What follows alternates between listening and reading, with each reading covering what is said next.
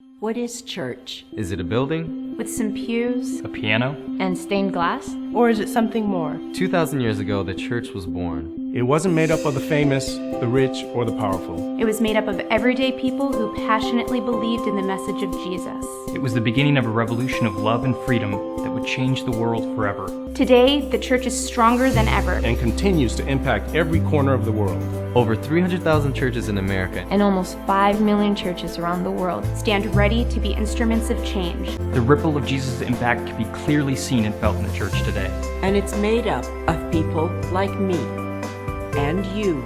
Today, you didn't just come to a building. You came to a revolution 2,000 years in the making. The world is facing as much trouble as ever. But we are not afraid. We will continue to do what we've always done. Proclaim the message of Jesus. To help a world that needs him so desperately. Welcome. Welcome. Welcome. Welcome to church.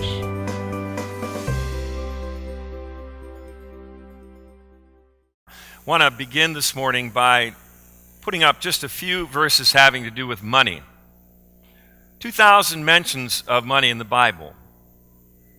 That's a lot of mentions of money in the Bible. There are other explosive passages about explosive subjects in the Bible, and there are maybe 5 verses about those particular subjects, but there are 2,000 mentions of money in the Bible. 2,000 mentions of money in the Bible. And Jesus talks about money perhaps more than anything else that he talks about. So there's something about money that is important for us to look at as we think about what it means to be church. Jesus says this, "For where your treasure is, there your heart will be also." What is it that makes your heart beat?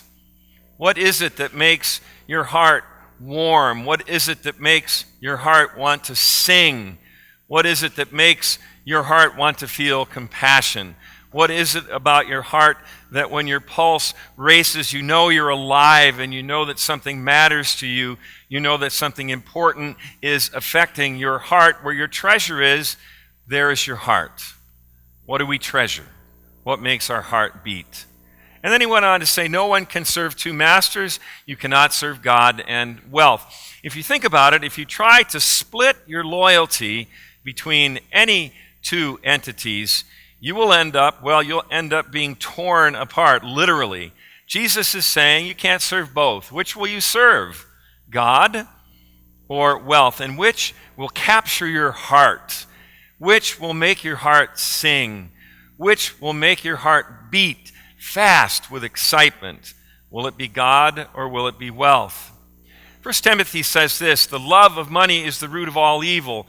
Some people mistake what that verse says. It doesn't say that money is the root of all evil. Money is value neutral. Money is something we have. Money is something we get.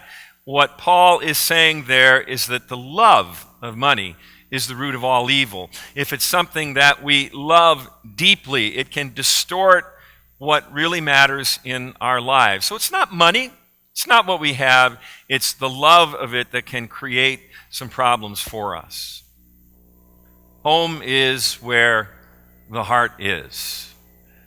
I want to begin this morning by telling you my stewardship story and how it is that I've gotten to the place that I have around issues of giving money, around issues of sharing whatever talents I might have, around issues of sharing time. Home is where the heart is. The address of this home is 328 Fenton Avenue, Conneaut, Ohio. It's the home in which I grew up.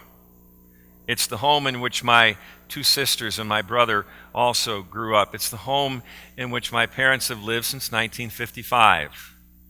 Home is where the heart is. Even today, when I see the picture, it warms my heart. When I go home, it warms my heart. It reminds me where I came from and how it was that the values that I hold so dearly were birthed. There are my parents, Al and Ellen Gee. They're 86 and 85 years of age. And they're still living in that home where they've lived since 1955. And it warms my heart to see them because these 2 people were so profoundly important in developing my sense of what matters in life. Never rich. Rich in some ways that taught us what really mattered. Often been said that faith is caught, not taught, and I think that's true. I don't always remember a lot of the lessons that my parents told me about, but I know that my faith was caught because of how they lived, because of how they loved us, because of the priorities that they set, because of the things that mattered. We caught that. Looking back, we caught a lot of important things, and certainly how we were to steward the money that God gave to us. Generosity. Boy, as early as I can remember, it was very clear to me that my parents were generous people. Dad coached Little League baseball, and Mom helped out with brownies and Girl Scouts. And they were so active in the congregation. Dad serving in the choir and as a worship leader, and Mom in the sacristy getting communion ready. We knew very early on that generosity of time, talent, and treasure was such a key thing for them. This is Good Shepherd Lutheran Church. I was baptized in that building, and my parents were there. I was confirmed in that building, and my parents were there. I was ordained in that building, and my parents were there. As I was ordained, there were all of these pastors and the bishop. I got special permission from the bishop for my parents to be a part of it. You know, they were just lay people, so why would they be involved in the laying on of hands? But the bishop said, I guess. And so there they were. Baptism, confirmation, ordination, and beyond. Perfect time to start something never arrives. When it comes to giving, my parents could have said, well, we've got 4 young children. Not the best time to give. Well, they're involved in sports and scouts and music. Don't know. Well, they're graduating. We got college. Well, okay, they've graduated. Oh, gosh, we've got weddings. And well, we're reaching retirement. There's never a perfect time to start something. Never a perfect time to commit to something that's not necessarily easy to commit to. That time never comes. But somehow, when we see other people doing it, like I saw my parents doing it, it was like, okay, this is important. Okay, this really matters. It lived in their hearts. God had their hearts and has their hearts, and so they were generous. If it's important, you'll find a way. If not, you'll find an excuse. And I think that's true of anything in life. If it's important, we find our way to it. And if it's not, then we find an excuse away from it. What I saw in my parents was a commitment to find a way to be generous. This is a checkbook. My parents, when I was growing up and today, have this table in the dining room, and it's the same table that we had when I was a kid. And the kitchen's over here, fairly small kitchen, and there's a mirror here. Every Sunday, and even when we go back today, my dad would sit down, and he happened to be the one to write the check, and he would fill out a check to Good Shepherd Lutheran Church and put it in the envelope, kind of an old school way of doing things, but it works for them.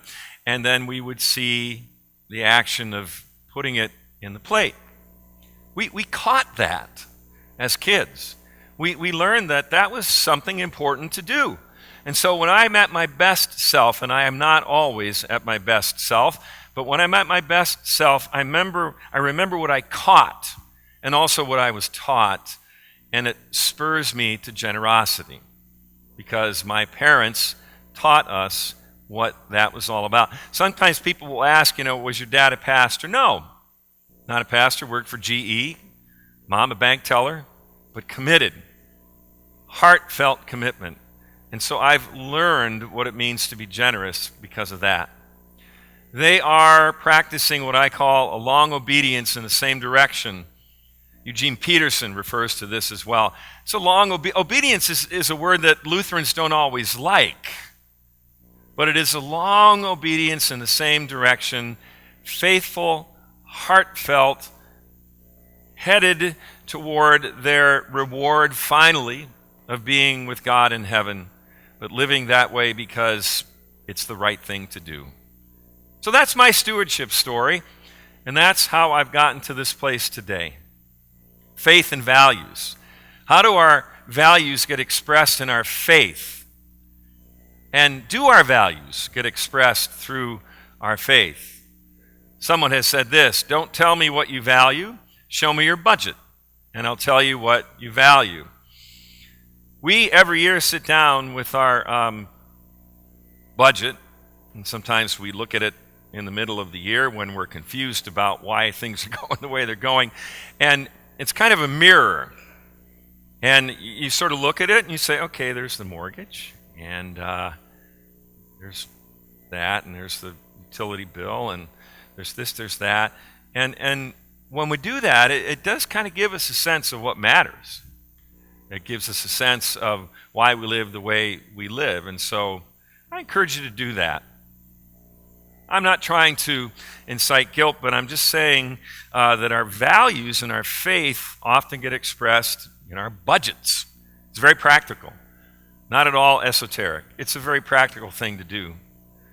Winston Churchill said this: we make a living by what we get, but we make a life by what we give. I think you know that to be true. You know it intuitively. When you give something, it feels good, and you feel alive. When you give something, the heart is invested. The very center of who we are is invested in whatever it is, and you get life by giving, whatever it is that we give. So I want to flip around what Jesus said in Matthew 6 and put it this way: for where your heart is, there will your treasure be also. Where your heart is, there will be your treasure. Do you know that the word heart in the New Revised Standard Version of the Bible appears 592 times? Apparently the heart's important as well. We know about money, but look at the heart. 592 times.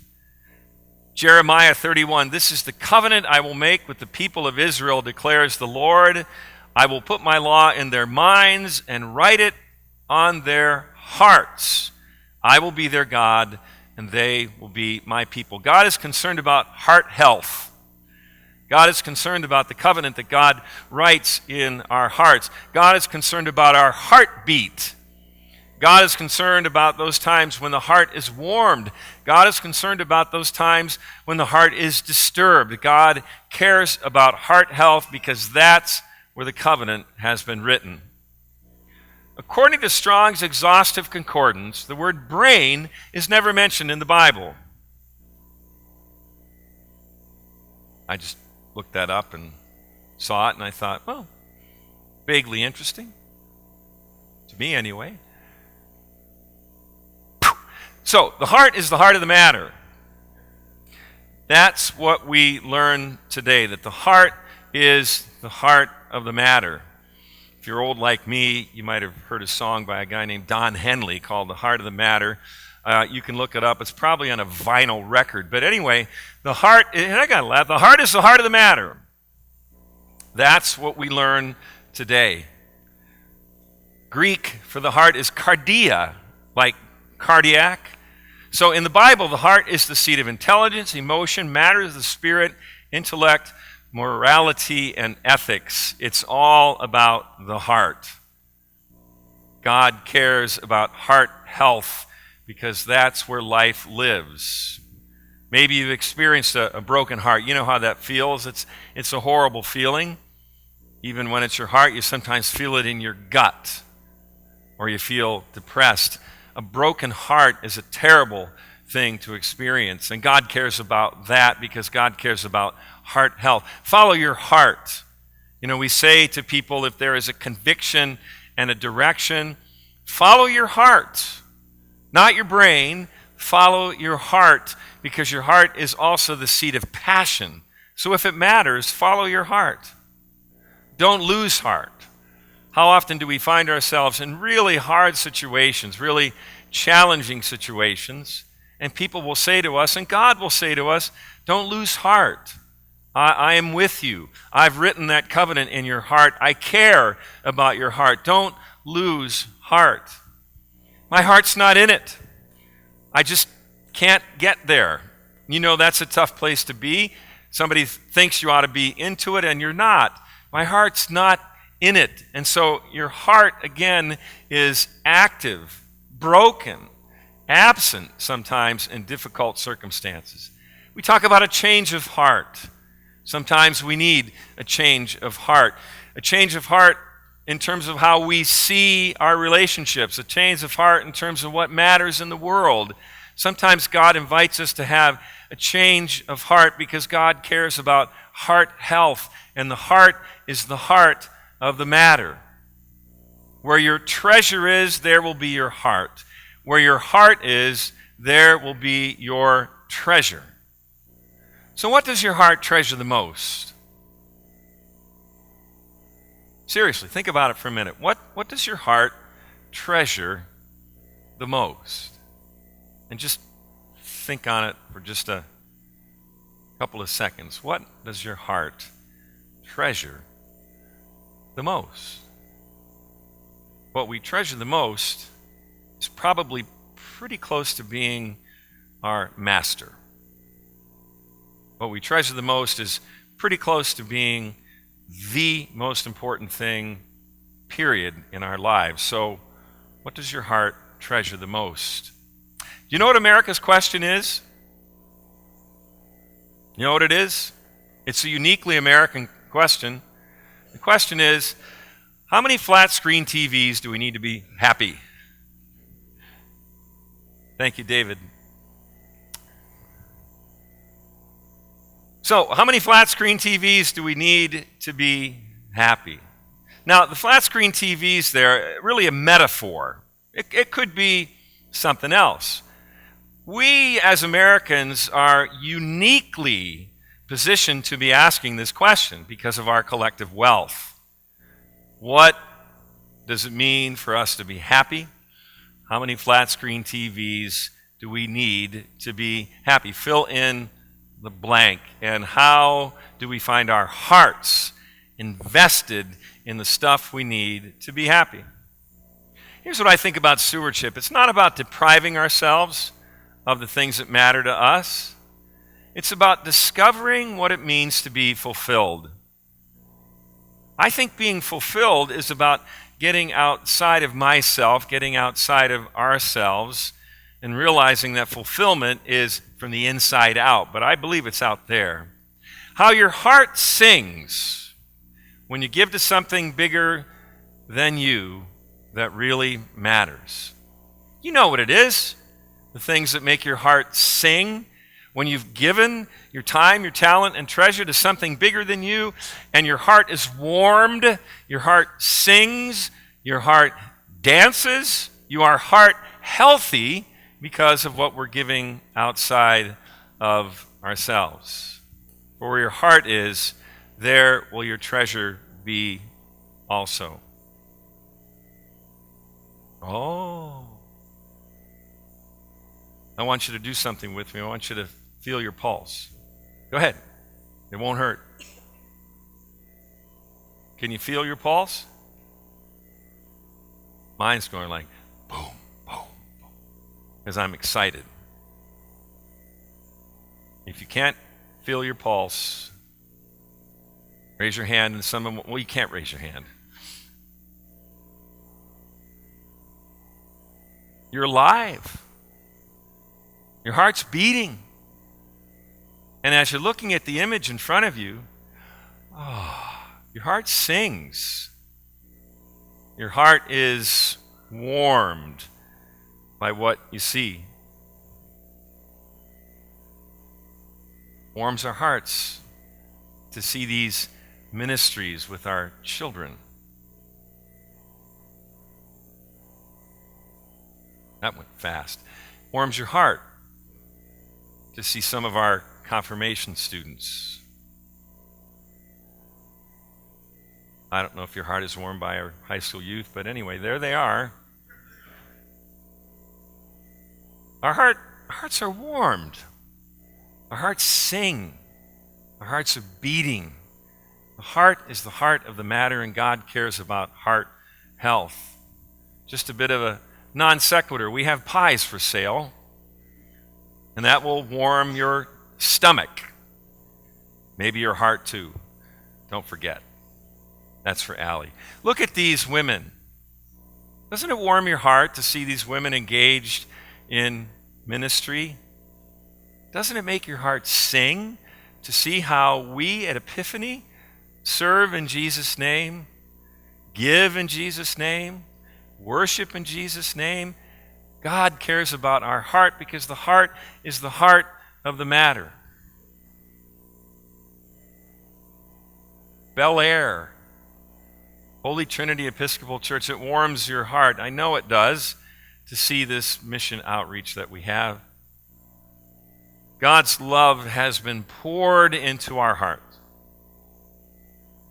God's love has been poured into our hearts. And so it's full. Our hearts are full. Our hearts are full of love that we can pour out for the sake of the world. And so as we make our financial commitments for 2020, and as we think about what it means that we have been filled to the brim, our hearts filled to the brim with God's love, I invite us to find places to pour out that love with energy, with warmth. Make your heart sing as we reach outside of ourselves and share in that love of Jesus. Can you feel your hearts? God's in there, working every day.